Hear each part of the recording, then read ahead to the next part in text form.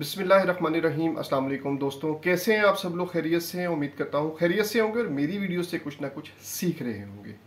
आज की वीडियो में हम बात करेंगे एक ऐसे टॉपिक पर जो हर शख्स के लिए इम्पॉर्टेंट है, जो सऊदी अरेबिया में सेटल होना चाहता है या अपना बिजनेस शुरू करना चाहता है। अगर आप सोच रहे हैं सऊदी अरेबिया में रहना, काम करना या अपना बिजनेस चलाना कैसे मुमकिन है, तो ये वीडियो आपके लिए है। तो चलिए शुरू करते हैं और स्टेप बाय स्टेप हर चीज को समझने की कोशिश करते हैं कि अगर आपने सऊदीया में रहना है और बिजनेस करना है तो कैसे करेंगे, किन स्टेप्स को फॉलो करेंगे, क्या क्या चीजों की रिक्वायरमेंट है वहां पे।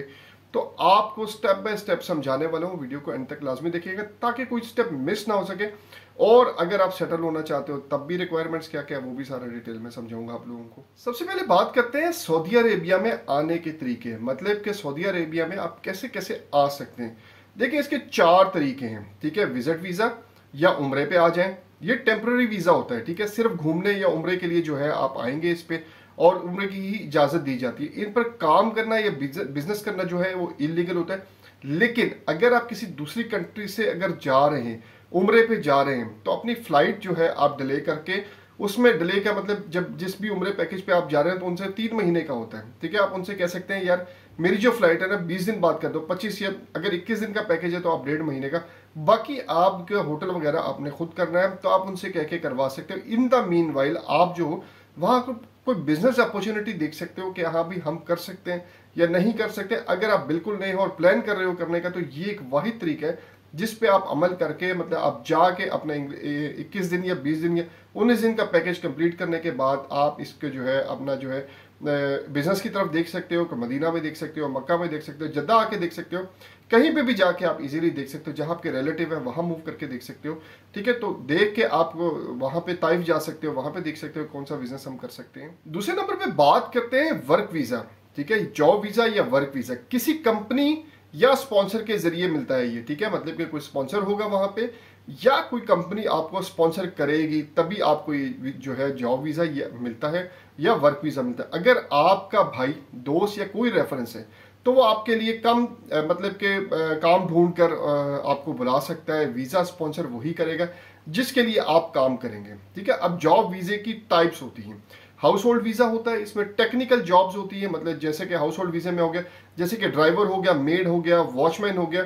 सस्ता होता है, इकामा 600 रियाल से लेके 700-800 रियाल तक इसका मिल जाता है। टेक्निकल जॉब्स की बात करूं, जैसे मैकेनिक हो गया, शेफ हो गया, कंस्ट्रक्शन हो गया, महंगा होता है। इकामा प्लस वर्क परमिट 12,000 रियाल एनुअली मिलता है इसका, ठीक है।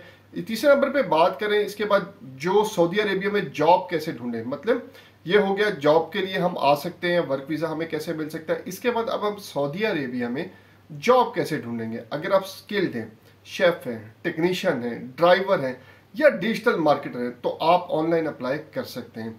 जॉब सर्च करने के प्लेटफॉर्म कौन कौन से हैं? लिंक्डइन है, Byte.com है, मिनिस्ट्री ऑफ लेबर वेबसाइट्स हैं, डायरेक्ट वेबसाइट्स और हॉस्पिटल्स, होटल एंड कंपनीज हैं। इन वेबसाइट्स पे जाके आप जॉब सर्च कर सकते हैं, ऑनलाइन जॉब आपको मिल सकती है, कंपनी आपको स्पॉन्सर कर सकती है।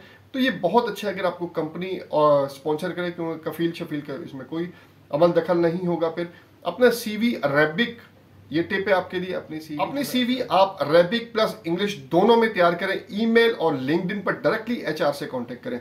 वहां पे देखें सऊदीया में जिस कंपनी में कौन कौन सी कंपनीज है, आप जब करेंगे सर्च करेंगे तो कंपनी नेम आ जाएंगे, तो उसके एचआर में जाके उसका एचआर देखना है। जो लिंक्डइन पे जो सारे मैनेजर्स वगैरह होते हैं और जो सीईओ भी होता है, लिंक्डइन बना होता है, उसका भी होता है, एचआर वालों का भी होता है। तो आपने एचआर पे जाके जो है उस कंपनी को सर्च करने के बाद उसके जो एम्प्लॉयज में जाना है, वहां पे जाके एचआर में एचआर को आपने डायरेक्ट जो है अप्रोच करना है। स्किल जरूरी है वरना जॉब मिलना मुश्किल हो जाता है, ये आपने जहन में रखना है। इसके बाद बात करें सऊदी अरेबिया में बिजनेस स्टार्ट करने का तरीका क्या है, मतलब हम कैसे कर सकते हैं। अगर आप जॉब नहीं करना चाहते हो और बिजनेस करना चाहते हो, 3 तरीके हैं, ठीक है। स्पेशल इकामा मिलता है रेजिडेंशियली, उसकी जो है एनुअल फीस है 1 lakh riyal.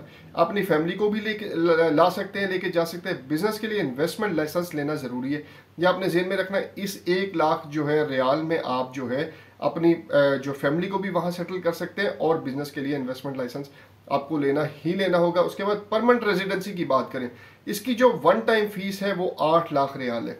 Life time Saudi Arabia में रहने की इजाजत मिल जाती है। प्रॉपर्टी खरीद सकते हैं, मक्का और मदीना के अलावा आप कहीं पे भी प्रॉपर्टी खरीद सकते हैं। बिजनेस प्लस फैमिली दोनों अलाउड है। इसमें कोई परेशानी नहीं होती। तीसरे नंबर पे बात करें तो वो है इन्वेस्टमेंट वीज़ा। ये वीज़ा उस शख्स के लिए होता है जिसका ऑलरेडी एक रजिस्टर्ड कंपनी किसी दूसरे मुल्क में हो। मतलब अगर आप पाकिस्तान से हैं, ठीक है, आपकी पाकिस्तान में भी यहाँ पे एक कंपनी रजिस्टर्ड होनी चाहिए, 1 साल पुरानी। ये नहीं कि 4 दिन पहले कंपनी खोली और वहाँ पे जाके फिर आपने इन्वेस्टमेंट वीज़े के लिए अप्लाई कर दी, ऐसा बिल्कुल नहीं होगा। यहाँ पे कंपनी ओपन होगी, 1 साल पहले की पुरानी कंपनी होनी चाहिए, तभी आप उस मुल्क में जाके, सऊदी अरब में जाके जो है इन्वेस्टमेंट वीज़े के लिए अप्लाई कर सकते हैं। सऊदीया में उसी नाम से या न्यू नाम से कंपनी रजिस्टर्ड होती है, ठीक है। अब 3 टाइप हैं, ट्रेडिंग होगी, सर्विसेज होगी, इंडस्ट्रियल होगी। ये 3 किस्म की जो है इन्वेस्टमेंट कंपनीज आप रजिस्टर कर सकते हो। देखो, अब सर्विस बेस्ड लाइसेंस भी लेना होता है, ठीक है। इसका आसान तरीका क्या है, अगर आपके पास एक छोटी कंपनी किसी और कंट्री में रजिस्टर है, मतलब कम से कम 1 साल या 2 साल पुरानी है, तो आप यहाँ सर्विस बेस्ड लाइसेंस आके ले सकते हो। मतलब आपकी, मैंने बताया ना, आपकी कंपनी रजिस्टर होनी चाहिए किसी भी मुल्क में 1 साल या 2 साल पुरानी, मतलब 6 महीने भी नहीं, 1 साल या 2 साल पुरानी। इसका तरीका मैंने ऑलरेडी वीडियो में बताया हुआ है आप लोगों को कि यार अगर जो है आपके पास नहीं है कंपनी, तो फिर आप किसी और की कंपनी खरीद सकते हो, उसको अपने नाम पर ट्रांसफर करवा सकते हो, 2 साल 3 साल पुरानी हो, ठीक है। कंपनी लोग बेच रहे होते हैं, आप उनसे ले सकते हो। इसका बेनिफिट क्या है? बेनिफिट यह है, कोई इनिशियल जो है आपको कैपिटल दिखाना नहीं पड़ता, क्योंकि ऑलरेडी आप बिजनेस कर रहे हो। उसकी जो है आपकी जो है एक रिटर्न जो है या वो जो आप सबमिट कराते हो एफबीआर में, उसकी कॉपी भी साथ लगेगी, तो वो आपको कैपिटल शो करने की जरूरत नहीं पड़ेगी। आप car wash, laundry, restaurant, digital services जैसे काम शुरू कर सकते हैं।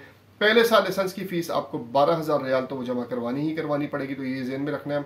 उसके बाद हर साल, ये आपकी अपनी कंपनी है, ठीक है, हर साल आपने 62,000 रियाल जो है आपने सबमिट करवाना है। ये एनुअली फीस है अगर आप अपनी कंपनी रजिस्टर करते हो। इन्वेस्टमेंट वीज़ा मतलब अपनी कंपनी रजिस्टर करते हो बगैर कफील के, ठीक है। गवर्नमेंट को 20% टैक्स देना होता है प्रॉफिट में, मतलब गवर्नमेंट आपसे जो टैक्स चार्ज करती है वो 20% चार्ज करती है इन्वेस्टमेंट वीज़े पे, जो आपने कंपनी वहाँ पर रजिस्टर करवाई होती है। इसके बाद बात करें, इन्वेस्टमेंट लाइसेंस लेना होता है, कमर्शियल रजिस्ट्रेशन लेनी होती है, आपने सीआर लेनी होती है, उसके बाद एक कंपनी का इकामा लेना होता है, एक सऊदी एम्प्लॉय को हायर करना होता है, उसके बगैर तो आप कंपनी का इकामा ट्रांसफर वगैरह कुछ भी नहीं कर सकते। एक सऊदी को जरूर आपने हायर करना है, अपना इकामा ट्रांसफर करवाना है, ठीक है। उसके बाद बात करें प्रैक्टिकल टिप्स, कुछ आप लोगों को बताता हूं कि सऊदी अरेबिया की मार्केट को पहले समझें, ठीक है। सऊदी अरेबिया की मार्केट को जब तक आप समझेंगे नहीं, आप वहां पे बिजनेस नहीं कर सकेंगे। एक्सपीरियंस होना, कोई भी बिजनेस कर रहे हो ना आप दूसरे मुल्क में, आप पाकिस्तान में बिजनेस कर रहे हो, वही बिजनेस वहां पे करो, ठीक है। एक्सपीरियंस होना जरूरी है, ठीक है। अगर रेस्टोरेंट खोलना है तो पाकिस्तान में ये कहीं और एक्सपीरियंस हो, ठीक है। एक प्रॉपर बिजनेस प्लान तैयार करो कि हमने इस हिसाब से पाकिस्तान में रेस्टोरेंट इस हिसाब से खोला था, तो वहां पे इस हिसाब से करना चाहते हैं। एक्सपेंसेस को मैनेज करने के लिए इनिशियल कैपिटल जरूरी है, मतलब इनिशियल कैपिटल तो आपको चाहिए, एक्सपेंस जो होंगे उनको मैनेज करने के लिए। क्या एक ज़हन में सवाल आता है, क्या जो फॉरेनर नेशनल्स होते हैं वहां पे कोई एक्स्ट्रा फायदा मिलता है? मेरे हिसाब से तो बिल्कुल कोई फायदा नहीं मिलता, क्योंकि जो चाहे आप यूरोप से हो चाहे आप एशिया से हो, रूल सबके लिए बराबर होने चाहिए। वहाँ पे सऊदीया के जो रूल्स हैं वो तो बराबर होने चाहिए, लेकिन वहाँ पे ऑब्वियसली बेनिफिट ऑफ डाउट जो है वो सऊदीज को चला जाता है, तो बाकी एक्सपेक्ट्स के साथ वो बर्ताव मतलब इतना नहीं बुरा, लेकिन फिर भी जो है कफील के अगर आप थ्रू, कफील बहुत बदतमीजी कर जाता है। सऊदी अरेबिया का लॉ बहुत स्ट्रिक्ट है, लेकिन आप जब आपसे बदतमीजी कर जाता है तो फिर आप क्या कर सकते हो, ठीक है, आप केस कर सकते हो, वो आपके फेवर में आपके ऑब्वियसली आ सकता है, उसकी रिस्पेक्ट जरूरी है। देखो, स्ट्रिक्ट जो लॉज है ना, उनको जो रिस्पेक्ट बहुत जरूरी है वहाँ पे। आप तो वैसे एक्सपेक्ट हो गए, ठीक है, जब एक्सपेक्ट होते हो तो फिर रूल्स एंड, क्योंकि आप पाकिस्तानी हो, ठीक है, अपने आप को समझो कि आप पाकिस्तानी हो, आप कोई यूरोपियन तो हो नहीं कि आप जो कुछ करोगे तो आपकी एम्बेसी वगैरह आपके पीछे आके खड़ी हो जाएगी। यहाँ पे कुछ नहीं, आपको खुद ही लड़ना है, खुद ही करना है, खुद ही जीना है आपको। तो ये बात आप समझें, लीगल तरीके से ही काम करें, कोई इलीगल काम ना करें। मैंने जैसे बताया, कोई पीछे नहीं आएगा, तो आप लोग जो हो फिर रोते फिरोगे कि जी इलीगल काम करने किया हमने और उसके बाद हमारी सपोर्ट कोई नहीं, ये कोई नहीं, तो इलीगल काम से जो है आप इज्तनाब करो। अच्छा, बात करें कोलैबोरेशन और सर्विसेज की। अगर आप पार्टनरशिप करना चाहते हैं तो कोई ऐसा बंदा देखें जो आपका दोस्त जो ऑलरेडी वहां पे काम कर रहा हो, जिसके पास सर्विस बेस्ड लाइसेंस हो। अगर आपका आइडिया अच्छा है या आप बिजनेस करना चाहते हैं तो आप उसके साथ मिलकर भी काम कर सकते हो। जैसे उसके पास अगर मार्केटिंग की एजेंसी है और उसके पास अगर अपना रेस्टोरेंट की ओनरशिप है या कुछ भी है, ठीक है, तो आप उससे रब्ता करें, उसके साथ मिलकर काम करें। अगर वो चाहता है आपके साथ काम करना, ठीक है, तो आप उसके साथ मिलकर काम करें। इसमें कौन सी जो परेशानी वाली बात है। अगर आप रियल बिजनेसमैन है ना, या आपके पास एक यूनिक स्किल है, और अगर आप सऊदी अरेबिया में सेटल होने का जेन्युइन इरादा रखते हो, तो ये मुल्क आपके लिए गोल्डन अपॉर्चुनिटी है। ठीक है, इस चीज को आप समझो, गोल्डन अपॉर्चुनिटी है। लेकिन अगर आप सिर्फ ट्राई करना चाहते हो बिना प्लान के, तो ये जगह आपके लिए नहीं है। ये आपने जेल में रखना है कि अगर आप सिर्फ ट्राई करने के लिए जा रहे हो ना कि मैं वहां पे काम कर सकता हूं कि नहीं कर सकता, फिर आप जो पैसा लेके जा रहे हो वो भी डबो दोगे। ठीक है, तो अगर आप डबोना चाहते हो पैसा, तो मोस्ट वेलकम, आप जब भी आए अपना पैसा डबो के चले जाए। एक्सपेंसेस हाई है, ये आपने जहन में रखना है। लेकिन अगर काम सही होगा तो रिवॉर्ड बहुत ज़्यादा है। अब चीज़ों का रिवॉर्ड जो है हमें यहाँ पे नहीं मिलता पाकिस्तान में, लेकिन सऊदी अरेबिया में हमें चीज़ों का रिवॉर्ड मिलता है, मतलब ऑल कंट्रीज में मिलता है, क्योंकि उनकी करेंसी ऊपर है। उनका एक रियाल हमारा 75-76 रुपीज़ के बराबर है।